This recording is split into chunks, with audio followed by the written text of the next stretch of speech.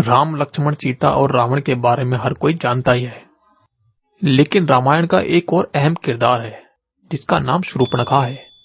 कहा जाता है कि अगर शूर्पणखा नहीं होती तो रामायण भी नहीं होती। शूर्पणखा महान ऋषि विशर्वा और कैकसी की पुत्री और लंका नरेश रावण की बहन थी। लेकिन क्या आप जानते हैं कि बहन शूर्पणखा के श्राप से ही रावण का सर्वनाश हुआ था? रावण से बदला क्यों लेना चाहती थी शूर्पणखा, और शूर्पणखा अप्सरा से राक्षसी कैसे बन गई? तो चलिए जानते हैं इसके पीछे की रोचक कथा। रामायण में शूर्पणखा के बारे में बहुत कम जानकारी मिलती है। शूर्पणखा के बचपन का नाम मीनाक्षी रखा गया था क्योंकि उसकी आंखें मछली के समान थी। उसे चंद्रमुखी के नाम से भी जाना जाता था। शूर्पणखा अति सुंदर और बड़े नाखून वाली स्त्री थी, इसलिए उसका नाम शूर्पणखा पड़ा। राक्षस के परिवार की होने की वजह से शूर्पणखा को अपने वेश बदलने की शक्ति प्राप्त थी। वो अपने चेहरे के रंग के साथ साथ अपनी आवाज भी बदल लेती थी। वाल्मीकि जी के अनुसार शूर्पणखा का रंग और रूप बहुत डरावना था। रामायण के मुताबिक रावण की बहन शूर्पणखा उसका सर्वनाश चाहती थी। इसके पीछे एक बहुत बड़ा कारण था। जब शूर्पणखा विवाह योग्य हो गई तब उसका विवाह दैत्य कालने के पुत्र विद्युज्जीवा से करवा दिया गया। विद्युज्जीवा भी रावण के समान परम प्रतापी था। वह दैत्यों की जाति का राजकुमार था। उसके अंदर भी रावण के समान संपूर्ण पृथ्वी पर शासन करने व राजा बनने की चाह थी। वहीं रावण संपूर्ण पृथ्वी, देवलोक, पाताल लोक को अपने अधीन करना चाहता था। और जब रावण विश्व विजय पर निकला तो उसने अपने जीवन काल में बहुत युद्ध किए। वह एक दिन उसका सामना दैत्यराज कालकेय से भी हुआ। उसकी सेना में उसका पुत्र विद्युज्जीवा भी था, जो राजा कालकेय का सेनापति था। कालकेय के साथ हुए युद्ध में रावण ने विद्युज्जीवा को मार डाला था। रावण ने यह जानते हुए कि वह उसकी बहन का पति है, उसका वध कर दिया। जब शूर्पणखा को विद्युज्जीवा की मृत्यु का समाचार पता चला तो वह अत्यंत क्रोधित हो गई। उसके अंदर रावण से प्रतिशोध लेने की अग्नि धधक रही थी। इसी प्रतिशोध की अग्नि ने रावण को श्राप दिया था कि उसकी मृत्यु का कारण वह बनेगी। क्योंकि रावण ने त्रिदेव की कठोर तपस्या कर अनेक वर प्राप्त किए थे, इस कारण उसे वरदान था कि उसकी मृत्यु किसी देवता, राक्षस, दैत्य, दानव, असुर, गंधर्व, किन्नर, सर्प, यक्ष, गरुड़, नाग व किसी गिद्ध से नहीं होगी। शूर्पणखा रावण को नहीं मार सकती थी।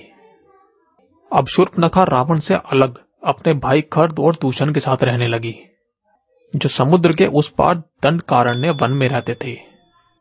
इसी दंडकारण्य वन में श्री राम वनवास के समय रह रहे थे।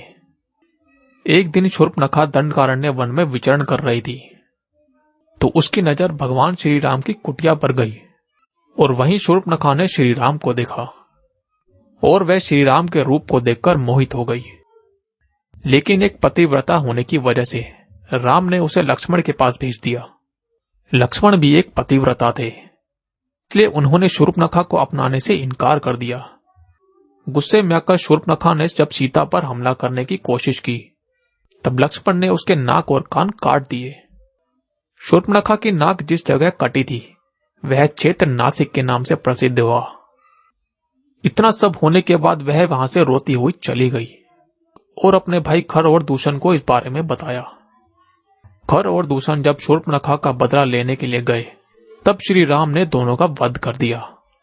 जब शूर्पणखा को राम और लक्ष्मण की शक्ति के बारे में पता चला तो अपने भाई से अपने पति की मृत्यु का बदला लेने के लिए उसने यह षड्यंत्र रचा, जिसके अंत में जाकर रावण की मृत्यु हुई। खर और दूषण की मृत्यु के बाद शूर्पणखा समुद्र पार करके लंका में रावण के राजमहल में पहुंची। वहां उसने सारा वृत्तांत गलत तरीके से सुनाया। उसने रावण के सामने भरी सभा में उसकी शक्ति पर प्रश्न उठाया तथा अपनी बहन के अपमान व खर दूषण की मृत्यु का बदला लेने की बात कही। इसके साथ ही वह रावण के स्त्री के प्रति प्रेम को भी भली भांति से जानती थी।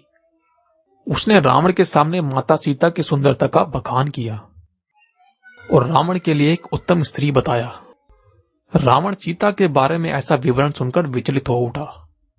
अपने अहंकार के मद में रावण ने माता सीता का अपहरण किया, जो अंत में उसकी मृत्यु का कारण बना।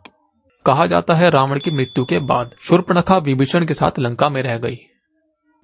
कुछ मान्यताओं के अनुसार रामायण में रावण का सर्वनाश होने के बाद शूर्पणखा ने सीता का पीछा नहीं छोड़ा था। जब भगवान श्री राम ने एक धोबी द्वारा माता सीता पर आक्षेप लगाने के बाद माता सीता का त्याग कर दिया था, तब माता सीता ऋषि वाल्मीकि के आश्रम में रही थी। इस दौरान शूर्पणखा को माता सीता के वनवास के बारे में पता चला था और वह वहां उनसे मिलने आई। शूर्पणखा ने माता सीता को कहा कि जो अपमान तुम्हारे पति और देवर ने मेरा किया था, तुम्हें उसी की सजा मिल रही है। इस पर माता सीता ने कहा कि उसके इस प्रतिशोध की आग में रावण का राज नष्ट हो चुका है। तब इस बात से शूर्पणखा को बड़ी ग्लानि हुई और वह वहां से चली गई। आपको यह जानकर आश्चर्य होगा कि शूर्पणखा एक अप्सरा हुआ करती थी, जिसे एक श्राप ने राक्षसी बना दिया था।